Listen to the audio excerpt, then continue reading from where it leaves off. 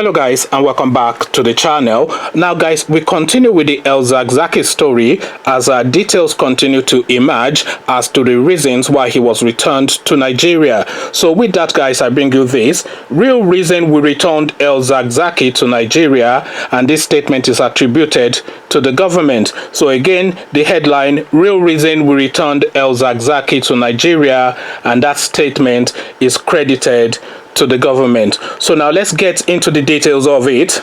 The government of Nigeria on Friday gave reasons why it brought back leader of the Islamic movement in Nigeria, Ibrahim El Zakzaky, and his wife, Zinat, to the country. In a statement by the Permanent Secretary in the Federal Ministry of Information and Culture, Grace Isu Gekpe, in Abuja on Friday, the government said that the religious leader planned to seek asylum in India rather than undergo medical treatment and return back to Nigeria to face his ongoing trial. The statement reads, the federal government wishes to inform the public about the latest development in the Ibrahim El Zakzaky medical trip controversy to India. The government notes with dismay the acts of misconduct exhibited by El Zakzaky that necessitated his repatriation. The earlier statement of August 14, 2019 by the government addressed the issue that would have raised some question with the latest occurrences, and particularly the uncelebrated return of El Zakzaky from India. The public may note that El Zakzaky's actions in India demonstrated malicious intent that were capable of embarrassing the governments of Nigeria and India, with total disrespect and complete loss of decorum for international procedures whilst in India. He initiated contacts with a team of lawyers led by Ali Zai Kabir Chaudhry and Gwanjan Singh in that country. He also contacted some non-governmental organizations such as the Islamic Human Rights Commission and other Shiite groups. His aim was to seek asylum and eventually relocate to another country. It is important to note that if an Indian court had granted El Zakzaky asylum or leave to travel to another country, it would have violated the Nigerian court order that granted him permission to travel for medical treatment. However, he used the opportunity of being in India to attempt to internationalize his cause by mobilizing the right groups. Even most unfortunate and rather embarrassing, as earlier stated, was his quest to be relocated to a 5-star hotel to receive visitors instead of being admitted in the hospital as a sick person he claimed to be. In spite of his misconduct, El Zakzaky's spouse went further to antagonize the Indian and Nigerian security agents and accused the latter of killing her children. These acts were aimed at winning international sympathy as well as disparaging the Nigerian government. Having subordinated the quest for the medical treatment to other ulterior motives, it became obvious that El Zakzaky was focused on realizing some sinister motives, thus the decision to return him to Nigeria. So now that is not the Nigerian government's account of why El Zakzaky was returned to Nigeria, because previously, of course, we were of the impression that the information that we were getting was that El Zakzaky was not particularly pleased with how he was being treated by the Indians and in India, and he said in the statements that we've received or we've heard within the media space that the treatment in India was actually worse than the detention in DSS. So he feels that he's better off in the DSS cells than in an Indian hospital, to the point that his press officer, Ibrahim Musa, who is the press officer for the IMN, actually put out a statement to this effect.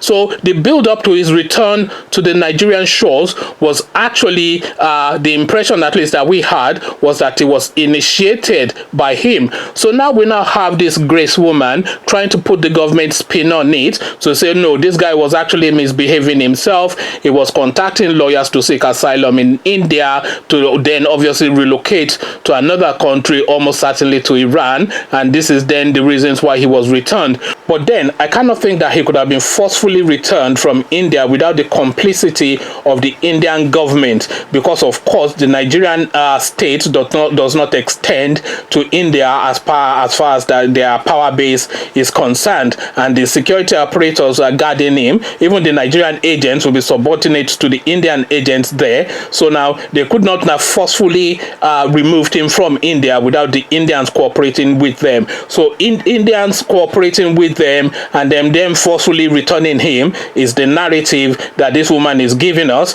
But then the narrative that El-Zakzaki's camp is giving us is that the treatment that he was getting in India was worse than the treatment that he got in Nigeria, and he feels that he is better off in Nigeria, because you will recall that in the build-up to his return to Nigeria, there was a lot of media announcements and media press releases, etc., stating their position and the build-up to this. So he described what happened when he first got to India and how they were driving him around and he was disoriented and or whatnot, and then they ended up in some hospital, and the doctors that they had been liaising with, that his team had been liaising with in Nigeria, were different from the doctors that were now attending to him. So he then had to contend with that hospital to say, look, I have been in constant contact with the set of doctors, and now this set of doctors that you are presenting to me are different from the ones that I have been in contact with. I am not familiar with this set of doctors, and therefore I am not happy to be treated by this set of doctors, especially if my own doctors, at least the doctors that are known to me, are not around. So he had that impasse with the Indian state to the point that they had a standoff, and then they eventually had to give way that his doctors can come in to have oversight. So he had that, and then he also came out in the public space to say that the conditions that he's being kept in is extremely repressive, that is effectively like a detention rather than an hospital bed or an hospital premises, because he's heavily guarded, he's held within a confined space, he's not allowed to receive visitors, etc. So he's then thinking that, well, if I don't have even the latitude of functioning like a human being within this Indian country that purports and portends itself to be a civilized country, then really what's the point of being here? Because if I'm so stressed and I'm so depressed, that will worsen my medical condition than it was when I was in Nigeria. At least in Nigeria, I'm used to the suffering, and the suffering is in my own language. So if I am going to continue to suffer, then let me go back to Nigeria. So this was the narrative that El-Zakzaki gave us as the build-up to him returning to Nigeria. And this is the storyline that we all heard, and we presented this storyline on this channel as well. So now the government is now putting a different spin on this. But then now this spin that the government is now putting on it via this Grace woman, Grace Kekpu or Kekpe or whatever, so via this Grace woman, so the spin that they are putting on it now is a new spin now on the narrative. But then you can now not get any counter argument from the El-Zakzaki camp, because now El-Zakzaki now is held in custody, which of course means is held incommunicado. So now this is what you now see going on. So they sent this guy to India, they tried to rough him up in India, he wasn't having it, so he came back to Nigeria. He said, okay, I've got this court judgment for treatment abroad, but the Indian system is not really suited to my being. So off the back of that court judgment, I would like to go to another place that is more suited to my being, but I will return to Nigeria first to show good faith, and then from Nigeria we can then negotiate where to go to next. But then these people now are now putting a different rather coloration